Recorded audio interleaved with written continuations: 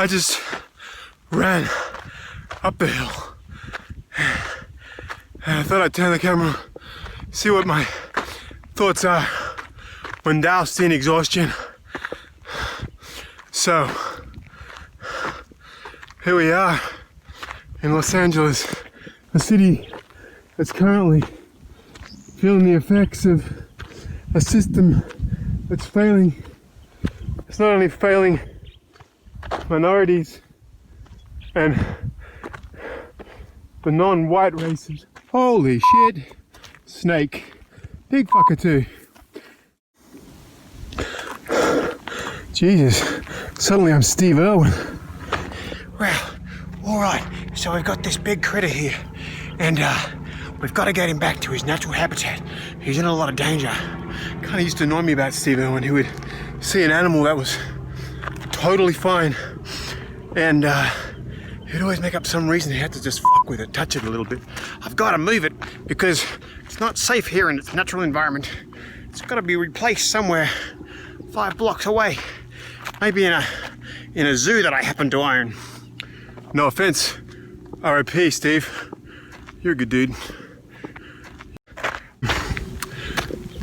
What was I saying? Oh yeah. Well, it's a little hard to concentrate now. I'll do my best. I guess I was talking about, well, it's hard to avoid it here in LA right now. You can't just pretend it's not happening. There's some serious problems with the system. And racism. Personally, I think racism is a result of, well, I feel like the cop who put his knee on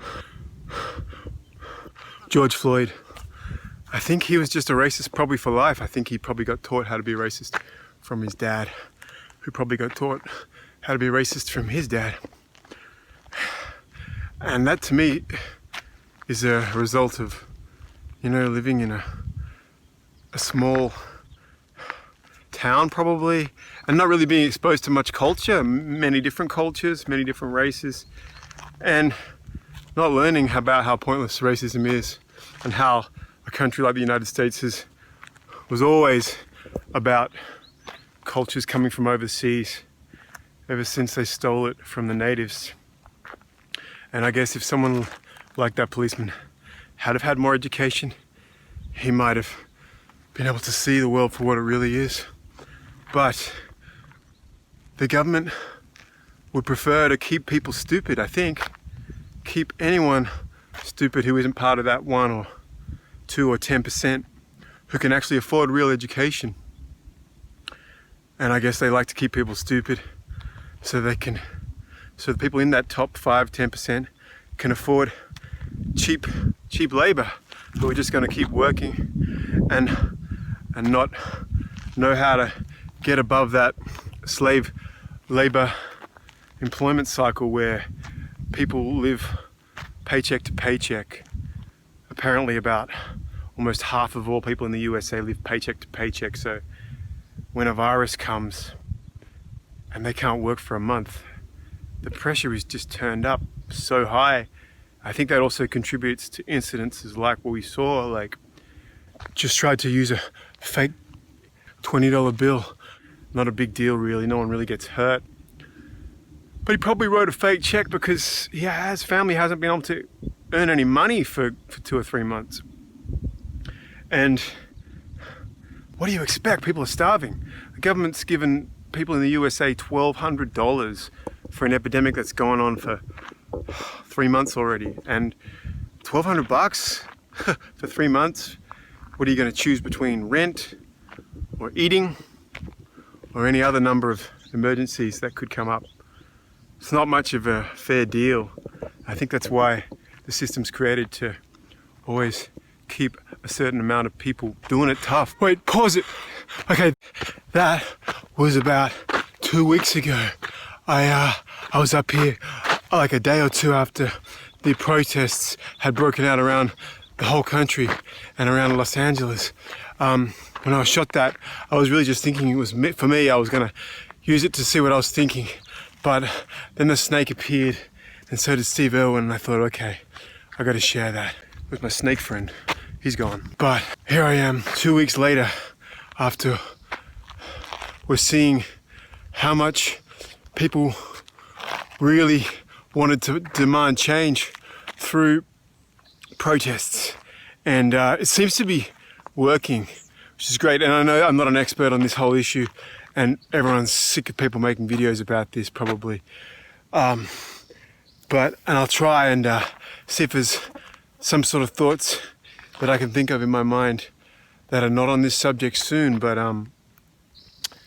it is still something just like it was 2 weeks ago when I saw the snake. It's still quite unavoidable in this city. Everywhere you look, you can't help thinking about it, and that's a good thing. But if you're like me and you're lucky enough to be born into a privileged life, we can never really have any understanding of what it's like to face racism every day, especially from police officers who are there to look after you and who are supposed to be helping your life be peaceful. I have some empathy for the police. Sometimes their job is just impossible. They're not really trained to be psychologists. They're not trained to be many of the things that they're expected to do by lazy policymakers. And it can be easy to feel a little bit hopeless as a person who's never had to experience racism, and you can feel a bit despondent, but actually maybe joining in that American tradition of peaceful protests on the street can make a bit of difference, create some awareness, and maybe the lawmakers will start making some real changes. I don't know if I was feeling that way 2 weeks ago. Let's have a look at the footage. That system of the elite who employs these people $12 an hour and never have a chance of buying a home, sending their kids to college, just trying to survive every week. When civil unrest, the cop who killed wasn't wealthy. Sure, the man he killed probably wasn't wealthy. People who profit from this system of keeping people poor, they're rubbing their hands together. It's just a great way to get away with looting the coffers of the taxpayers. Give $6 trillion out to the top 5-10% of the population to save the economy, as though the economy means anything to people making $12 an hour. And then you got the pressure trying to survive. They'll say, oh, well, the stock market's doing good, so you should all be happy. How the heck is that going to make anyone happy? None of those people have got shares. Where was this money for health cover for all? No, we can't afford it. That'd be too expensive. But you can afford $6 trillion in a flash. Comes straight out of taxpayers' coffers, goes straight to corporations who don't even pay tax, just robbing from the workers. Some of that money could have gone to education and health. Could really help people to end race fighting. All right, deep breaths. Let's work through this. It's easy to get a little depressed and frustrated when you start to realize the true reality of racism within the police force and within the whole country. And then subsequently, we've seen protests around the world. So evidently, people are starting to realize that this is a pretty serious, widespread, systemic issue. And I found it hard to get out of bed. And for a while there, especially after being someone who volunteered for the Bernie Sanders campaign, a candidate who has been fighting for civil rights for 40 years and trying to fight the cause and the beliefs of someone like Martin Luther King. When I realized that that wasn't going to be a choice for the country, that instead we were going to choose between the worst president in the history of the world or a guy who was kind of part of creating a society that actually was so, that forgot about working class so badly and forgot about middle class, that many of them were so upset and saw no future that they decided that they would rather vote for the worst president in the history of the world. And now we got a choice between the guy who's the worst and the guy who says, oh, it wasn't that bad, back when we decided to vote for the worst. A guy who basically up front is telling everybody, hey, I'm here to bring us back to how it was 8 years ago, 5 years ago, when so many people clearly didn't think that worked. But as depressing as all that is, I think there has been some good news, some uplifting news, or uplifting realizations for us all that's come out of the protests. Things like, people are starting to actually realize and accept that systemic racism is woven into the whole economy, the whole culture of the USA and many parts of the world. And we're now seeing that the protests are actually making real change through awareness Book sales on racism apparently are going through the roof, and the police department in Minneapolis have now banned chokeholds. And in Dallas, they made a new duty to intervene rule where the police have to stop fellow officers who are acting inappropriately. In Louisville, the mayor has now ordered an outside review of the entire police department. We've had successes like, well, I mean, at the beginning, in the first couple of days, when the riots really took off after George Floyd's murder, the 4 policemen, only one of them was charged with third-degree murder, but within a couple of days of the protests, the main perpetrator cop was charged with second-degree murder, and then a couple of days later after that, the other 3 were charged with abetting second-degree murder. So that was one of the first results of the protests. So that's a good sign. Other things have happened, like racist monuments have been torn down around the country. Los Angeles mayor has cut the $1.8 billion budget that was devoted towards Los Angeles Police Department. We're seeing police who were on training courses about how to shoot to kill. Those training courses have been cancelled. We've also seen the tragic story of Breonna Taylor, who was a young African-American medical worker who was shot and murdered in her own bed in her house. She was just sleeping one night, and 3 cops came in and suspected that she was had drugs, murdered her, and those 3 policemen were never charged, and the case just disappeared. But now it has been reopened, which, you know, is a small mercy and a result of all the protests. And other things like they renamed some streets in front of the White House. They renamed them Black Lives Matter, which is a great outcome for Washington, especially since, you know, the president, who is evidently clearly racist, has to see that every day now. We've also seen, I think, lots of the video that's been captured during the riots of just pure police brutality. Those sort of videos is going to be powerful tools and evidence of the kind of systemic brutality and corruption that the police force is using to deal with the public. And I think that video has led to a whole bunch of police being fired or suspended. And of course, we've got the new idea of defund the police, which sounds a little bit confronting, but the real idea of defund the police, and maybe why they chose to have a confronting phrase or slogan to name the movement by, is to shock people so that maybe they'll look into what it's really about, what it really means. And what it's really about is, I mean, cities like Los Angeles, for example, they have, you know, $1 billion budget, and more than half of it is given to the police force.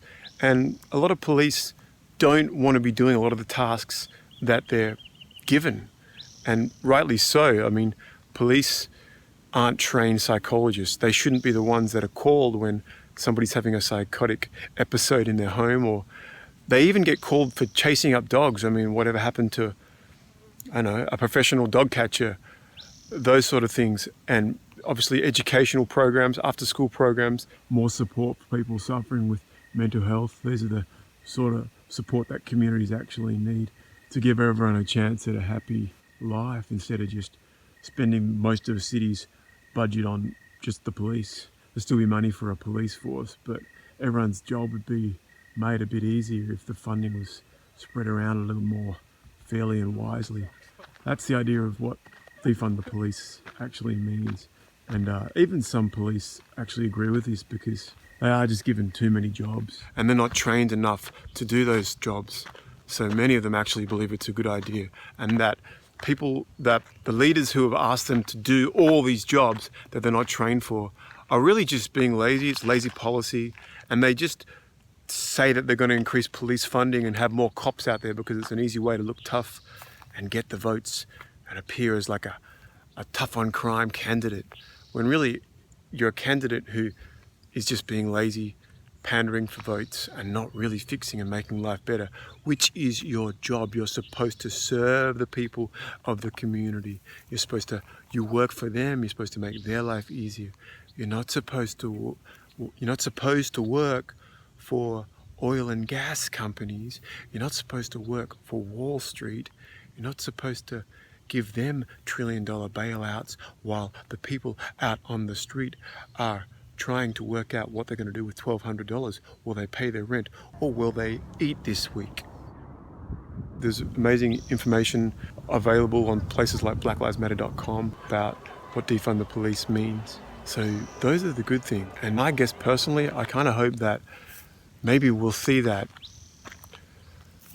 protesting in the street is powerful. And maybe if we manage to work on some of the problems of systemic racism, which is so entwined in society, like the USA, maybe after that we can also look at other issues like using protests to address problems like, why did a guy who lost an election by 3 million votes become the president? Why did that happen only in the last 20 years, happen twice? What kind of democracy is it when the person who gets the most votes doesn't get the job? Pretty sure that's not democracy. And why do studies show that for a politician to win an election, it's actually beneficial for him not to serve the people? And serving the people is not a good career move for a politician. Rather, serving corporations is a better career move. Maybe we can use protests to address those issues soon too. Maybe we'll have some real revolution on other issues. Obviously, I'm not an expert on any of this stuff, and if you are interested, some of the people who I've been listening to speak and reading, people like Dr. Cornel West, Nina Turner, Killer Mike is an amazing voice out of Atlanta. I thought John Oliver did a fantastic piece on police brutality. Check that out. Just right up to a different peak here, my snake friends. Let's see if I can start to think about something other than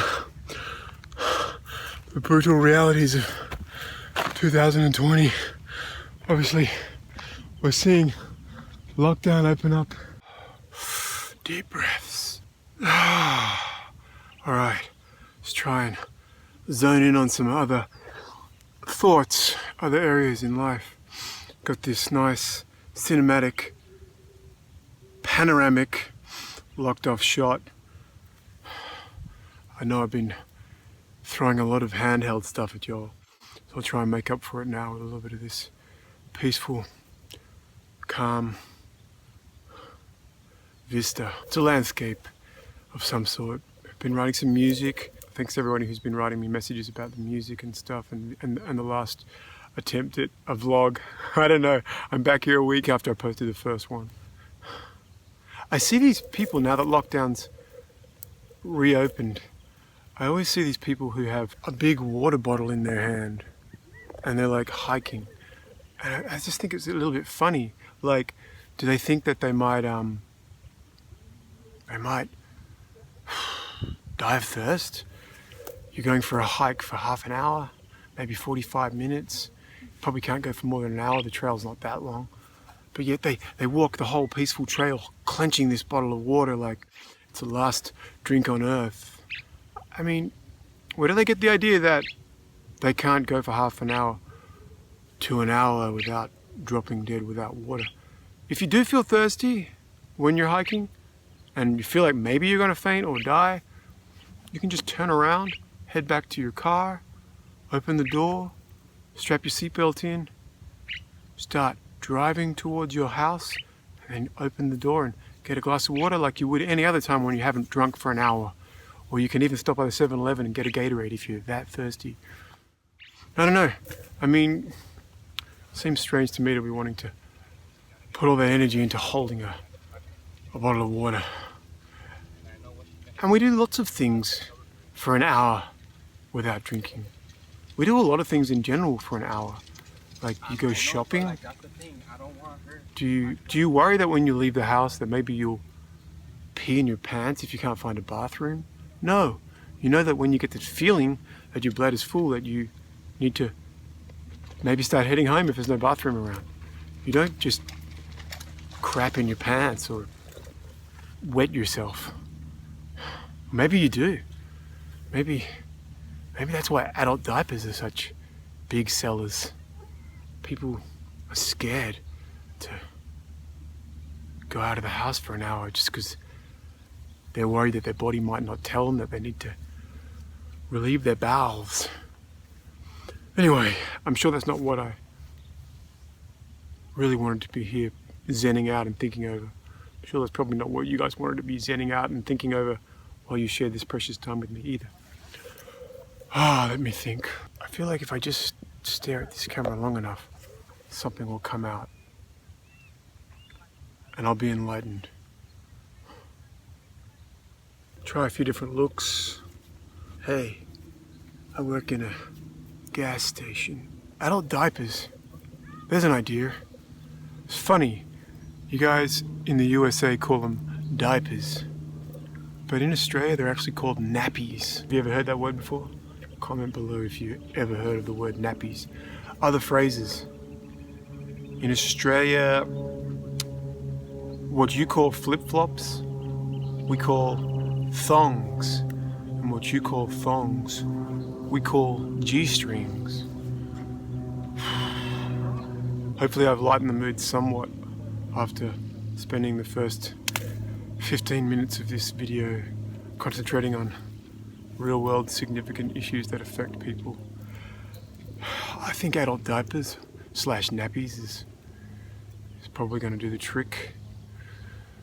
If you're still watching, after me spending 3 minutes talking about adults going out to do their grocery shopping and crapping their pants, hopefully wherever you are in the world, things are returning back to a way of life that works for you. And if you did lose any of your work, your ability to pay your bills and look after yourself and your family, I hope it comes back real soon. And that you feel like you're working towards one good thing for yourself on the horizon in the near future. Yes, the snake was my special guest this week. Tried the Tiger King, he was a little busy. I apologize if you feel cheated by the clickbait nature of this title.